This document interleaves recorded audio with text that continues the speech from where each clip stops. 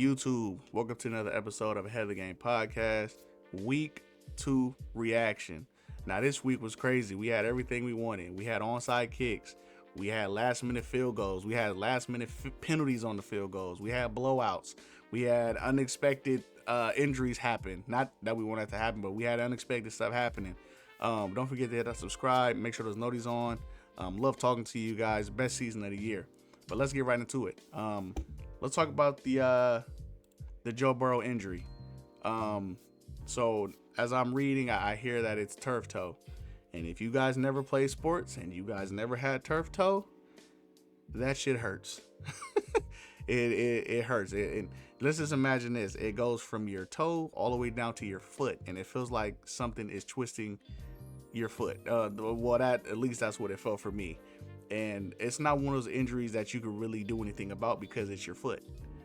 Your feet, your hands, and your back are like your most important things when you're playing football, to me at least. But I hear a lot of people say, "Oh, it's just turf toe." Nah, it ain't just turf toe. If you had toe injuries, back, hands, you know that you can't really do nothing without those extremities. But my opinion on it, and if the injury is as significant as I think it is, because I'm reading, they say depending on what it is, if he needs surgery, he'll be out 3 months.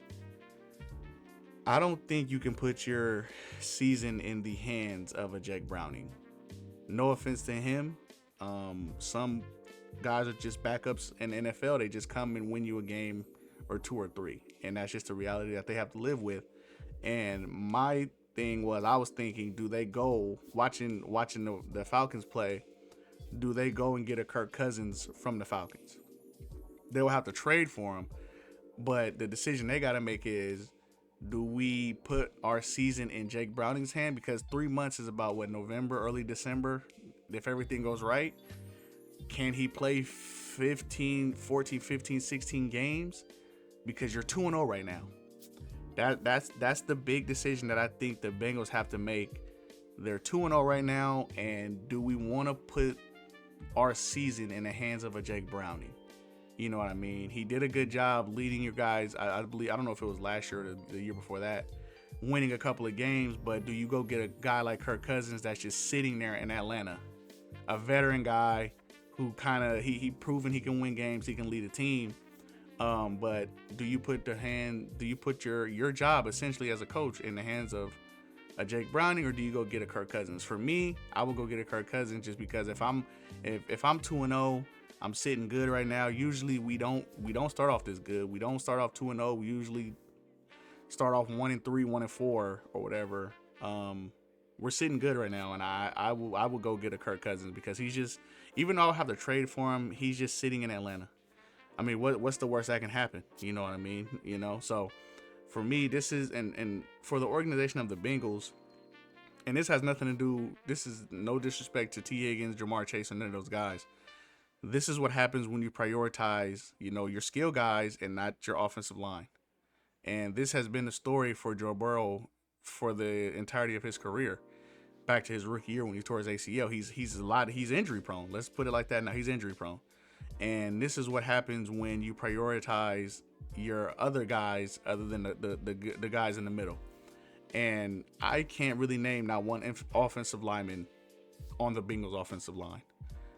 I can't. You know what I mean? And this is what happens when you kind of run the organization through Joe Burrow. He wanted T. Higgins back, got him T. Higgins back. He wanted Jamar Chase back, got him Jamar Chase back. And this is what kind of he has to live with, is your organization doesn't spend a lot of money. So if you want those guys, you got to live with it. And for the Bengals, they, like I keep saying, they have to make a decision. Do we want to have Jake Browning, finish the rest of the season, and hopefully he comes back for a playoff run? Or do we go get a Kirk Cousins? I go get a Kirk Cousins. 100%. And again, I don't know the extremity or the extremity of the injury, but if it's 3 months, you need surgery, I'm already not really confident, because he threw 3 picks today, Jake Browning. And against a better team, that's a blowout. So yeah, I really feel bad for Joe Burrow because he it just can't work for him every year, you know. And let me explain. One year I'm hurt, nobody knows about it. It's a wrist injury. The next, we can't get a stop on defense. I gotta score 50 points a game. The next, we actually have a decent defense, but my offensive line is terrible, and I get hit and I have to dodge all these bullets on every play.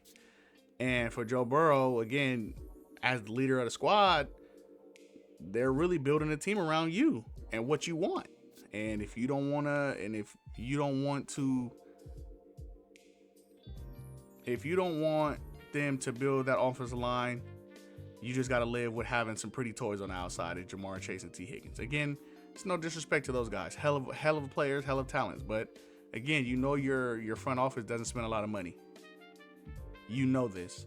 And you spoke up and said, I want my other guy. And that's just what you have to live with. And, you know, overall, the Bengals have to make a choice. Do they go get a veteran quarterback, or do they put the ball in the hands of a Jake Browning, and you're going to live with the results? You know what I mean? If you're in the playoff race, playoff hunt, Joe Burrow comes back, boom, right on schedule, or the season is down the drain, and who knows what's going to happen from there. So that's just my opinion on the whole, you know, Joe Burrow injury and the decisions that, you know, the Bengals have to make. Let's speak on the Cowboys, Giants. I wanna go with the Cowboys. And the Cowboys, I know it's the New York Giants and whatnot, but they're going to be a hell of a team to deal with this year, and it's mainly offensively. Them picking up George Pickens has freed up CeeDee Lamb in so many different ways. He's one-on-one now because you can't double him, because if you put George Pickens on an island, everybody knows what he does. But let's speak on Dak Prescott. Dak, I think, has matured into a quarterback that he's depending on his mind more than his physical attributes. And I mean, he's really looking at the defense and dissecting defenses now. He's not depending on, I can get out the pocket, I can outrun this guy, or I can run over this guy. Usually, I'm not really a Dak Prescott fan because I've always thought he was overrated because he was on the Cowboys. I'm going to be completely honest with you. But watching him play against the Eagles and now the Giants, he gets these guys on his offense in the right spots, and he's making hell of the throws right now. He's making throws that top 5-10 quarterbacks make in this league. And the Cowboys, whenever they see the Cowboys on the schedule, it's not going to be as easy as people thought because they traded Micah. It's going to be a dogfight. And the way the Cowboys play, they play offensively. they pretty much know defensively we're not really going to stop anybody, which, you know, when the Giants score 37 points and one guy has damn near 200 yards, Malik Neighbors, they pretty much know, okay, I'm pretty sure they're like, okay, we're going to have to get somewhat of a stop, force a punt, force a 3 and out. And look what they did at the end of the game. They got an interception. What did the Cowboys do? Went straight down the field, got a field goal. And I'm not going to lie to you, I usually don't really say this, but besides Dak and CeeDee Lamb, Brandon Aubrey is the third best player on this Cowboys team. He is the third best player on this team because no way you cross over to 50, you're in field goal range, and you know you got 3. He is literally the third best player on this team. And the Cowboys this year, it's not as going to be easy as I thought it would be, because even me, when they traded Mike, I saw they have no shot. This season is a wash. It's done. It's over with. But offensively, they can run the ball. Offensively, they can run that ball. They can run the ball, and everybody knows they have CeeDee Lamb, and now you have George Pickens. And everybody gives George Pickens a hard time. I think George Pickens is still trying to learn how to be a winning player, you know. And I'm not talking about team-wise. I'm talking about making winning plays individually, not making a stupid penalty, not always having to go back and forth with a defensive back, and just making winning plays for his team and making winning plays for himself. which he's still a young player, and everybody knew when he was coming out, he was a hot hit. Everybody seen it. Everybody seen him getting into fights and riling up with DBs and going back and forth. But I think the Cowboys really are going to be a tough out for a lot of teams because offensively, Dak has matured into that veteran quarterback. He's that veteran quarterback that he's putting his guys in the right spot and he's making the right throws. And I think for the Cowboys, they're heading in the right direction.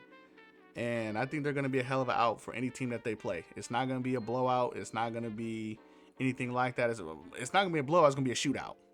That's what it's going to be this year. But let's go to the Giants. One thing that the Giants are going to, in about 5 to 6 weeks, the Giants are going to have to make a decision depending on how the season is going. Do they want to continue with Russell Wilson, or do they want to start developing their quarterback in Jackson Dart?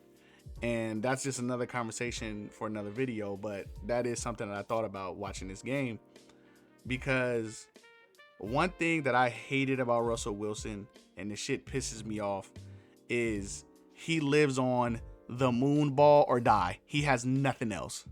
Literally going back last year when he was with the Steelers, if he's just not chucking the ball in the air and somebody going to get it, he really does nothing else. And that's literally what it was today in the game. Chuck the ball up, the moon ball, and hope somebody goes and get it.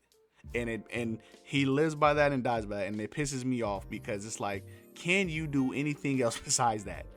And that's literally what the whole day was with the Giants. And it pissed me off because it's like, okay, you're not just going to keep chucking the ball up and somebody's going to go get it. These are NFL players. They're going to adjust.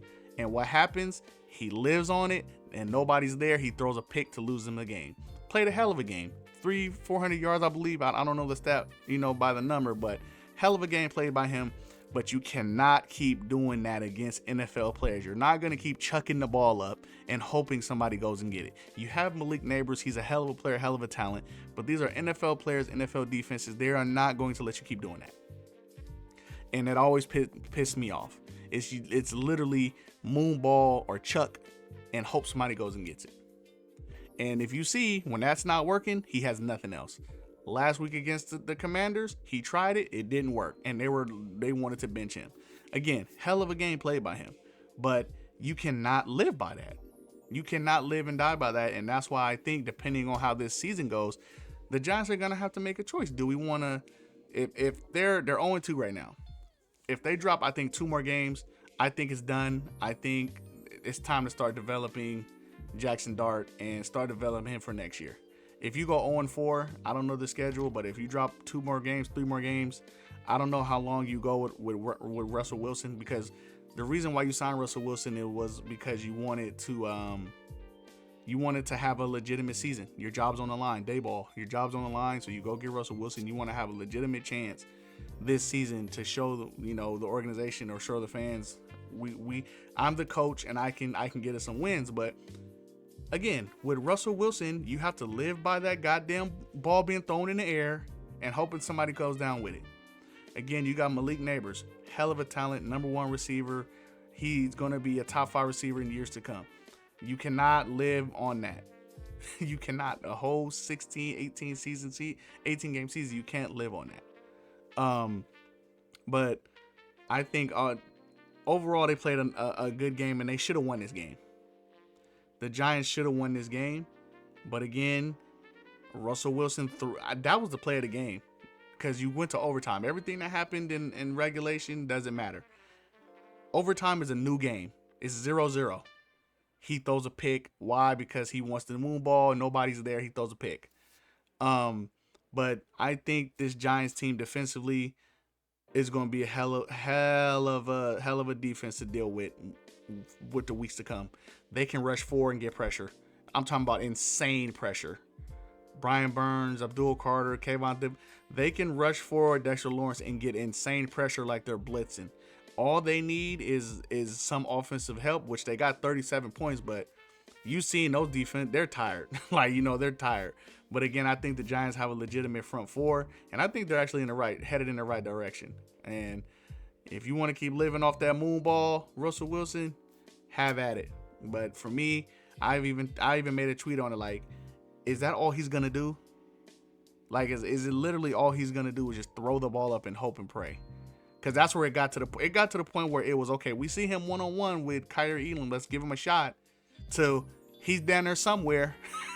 That's where it got to a point where Russell Wilson was like, okay, I'm making the read. He's 1-on-1 to Neighbors is down there somewhere and just chucking it up.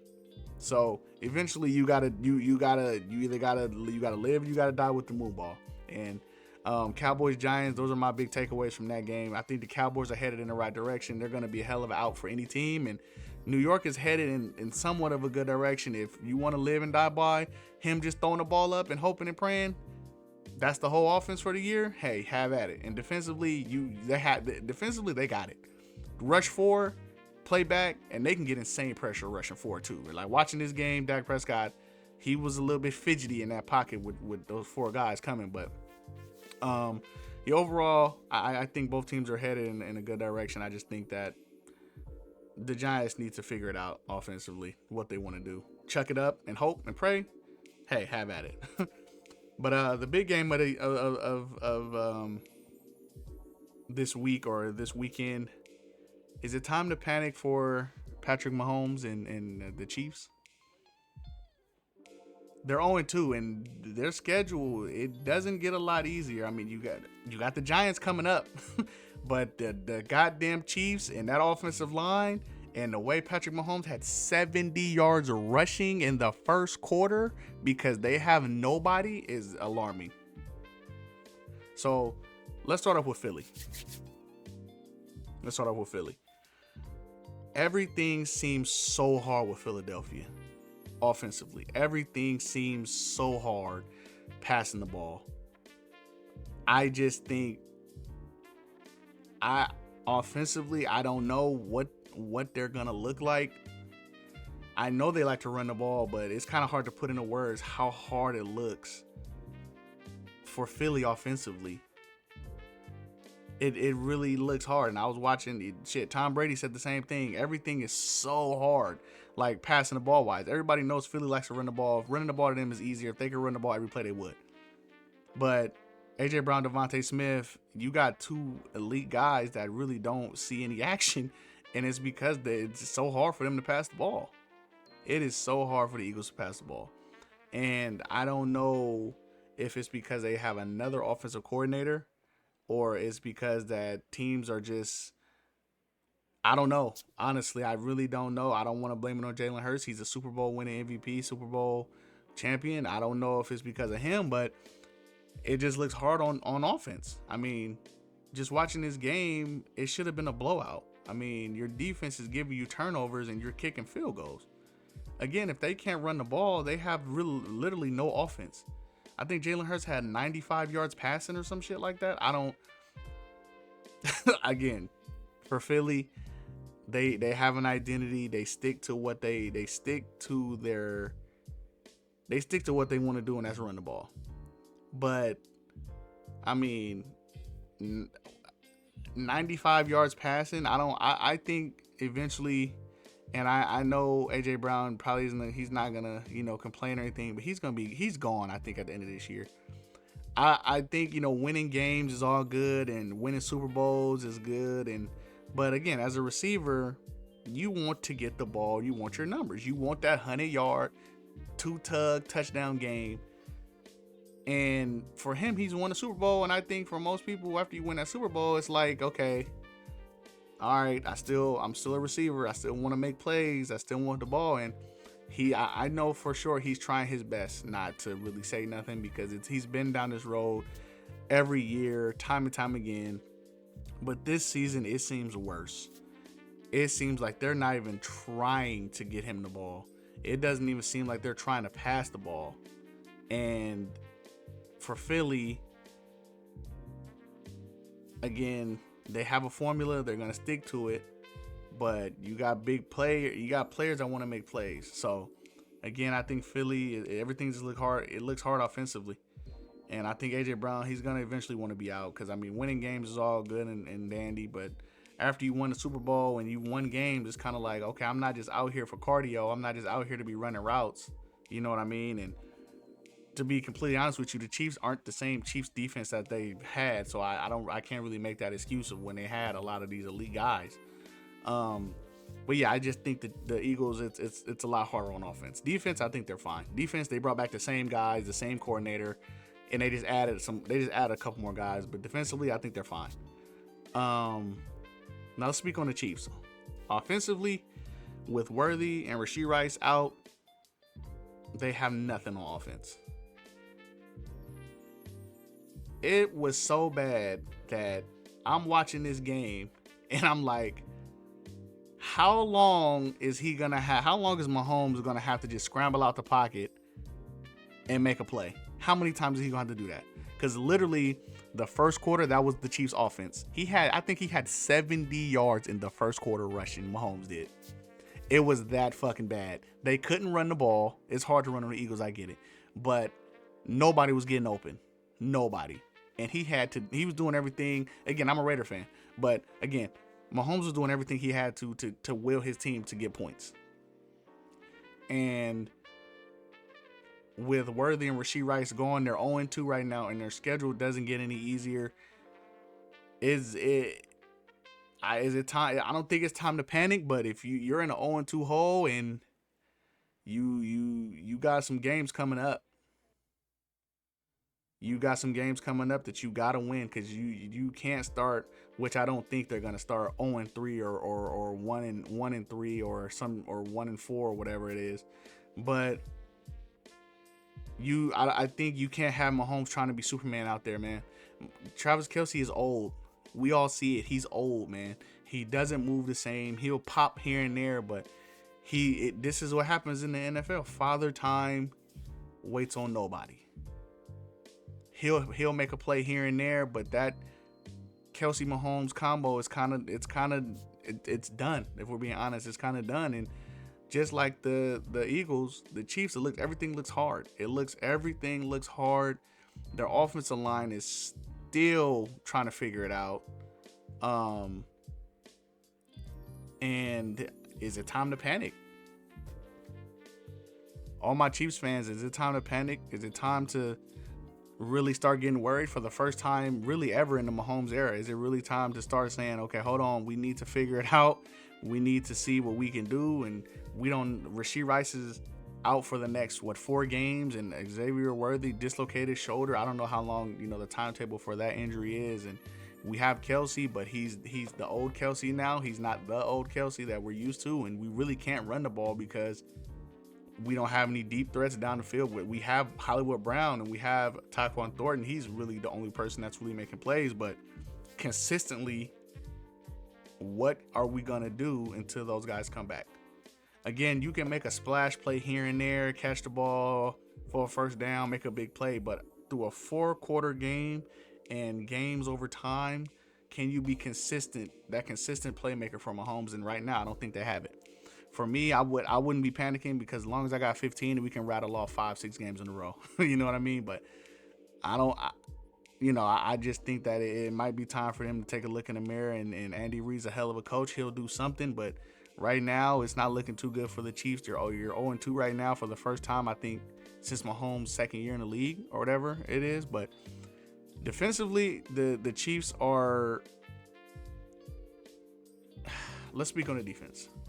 Offensively, everything looks hard. They're missing a lot of players, a lot of their key players, and Mahomes has to play Superman. That's the off. Defensively, they held the Eagles to 20 points, but I think they should have got blown out, because defensively, they don't really have a lot of key good players anymore. Like, they're missing a Justin Reed.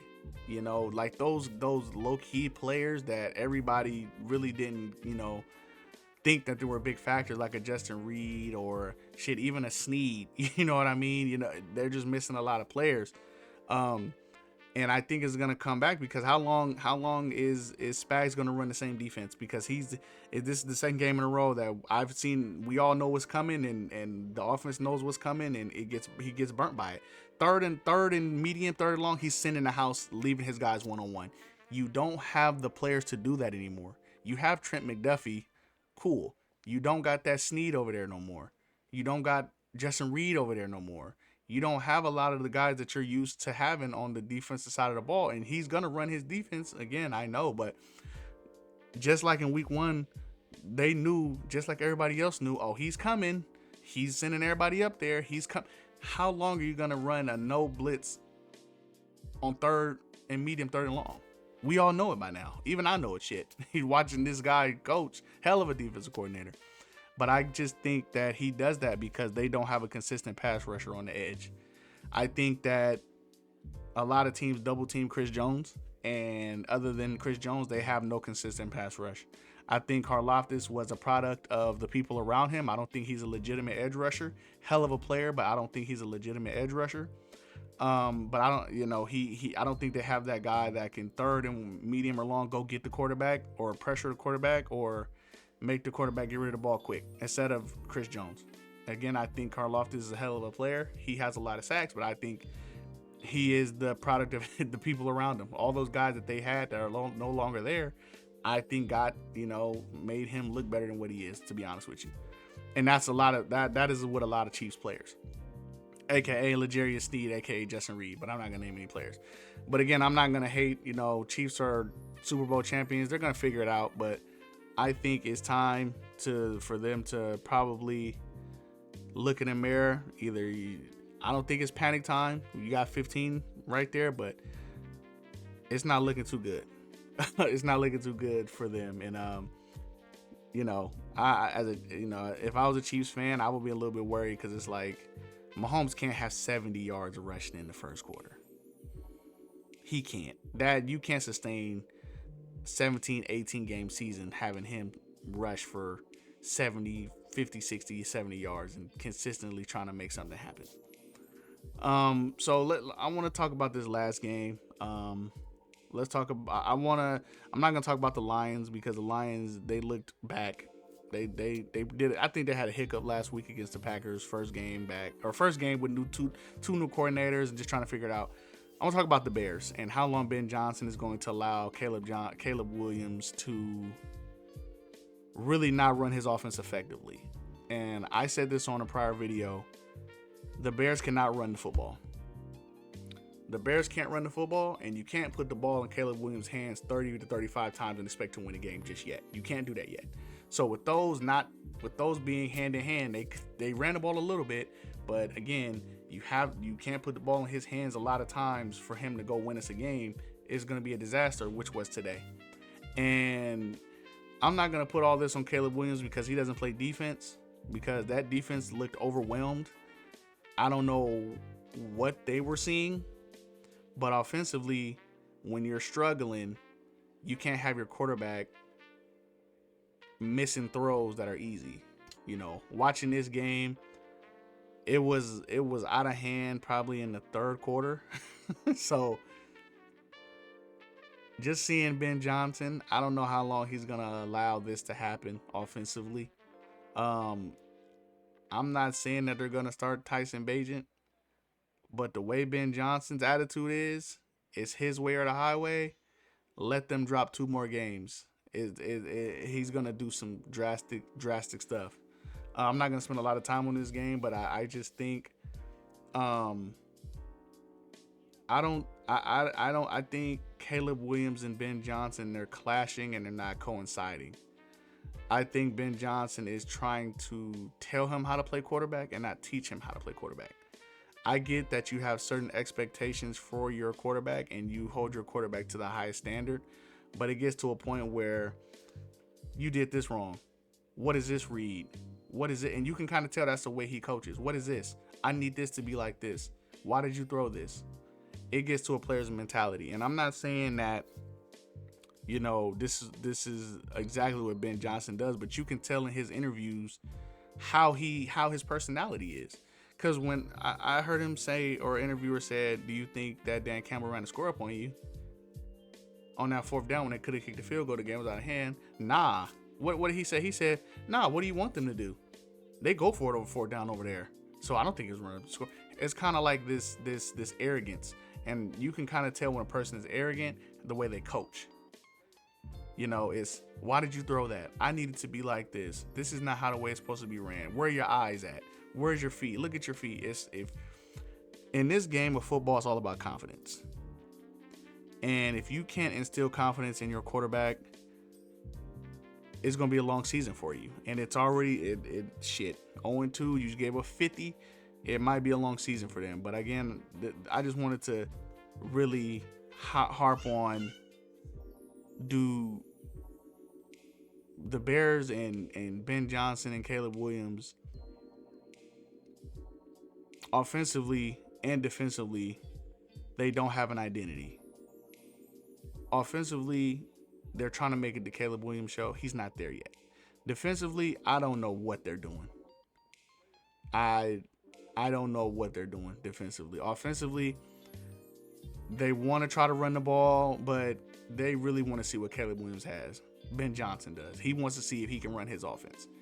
And you can kind of see it. They'll run the ball for a 10-yard gain again and then pass the ball 3 times after that. That's not a recipe for success. But again, they don't have an identity. I don't know how long. I'm going to tell you right now, the Ben Johnson's the type of coach, he'll bench the shit out of Caleb Williams because he wants to win games and he's not running my offense. That's what he's going to say. That's my bold prediction. But again, this was another episode of Head of Game Podcast, Week 2 reaction. Again, this was a crazy week, onside kicks. We had, clutch end of the game, 2-minute drives. This is one of my favorite weeks. But yeah, don't forget to like, subscribe, make sure those notifications are on. Appreciate you guys for listening, man. I'll catch you guys on the next one. I'll catch you guys tomorrow night on an instant reaction. My Raiders are playing. If they lose, you guys will see me. Don't miss that episode. If they win, like I said, as long as the Raiders win, it's going to be a good week. But if they lose, you guys will see that. But again, appreciate you guys for listening. Catch you guys tomorrow on another instant reaction. Appreciate you guys.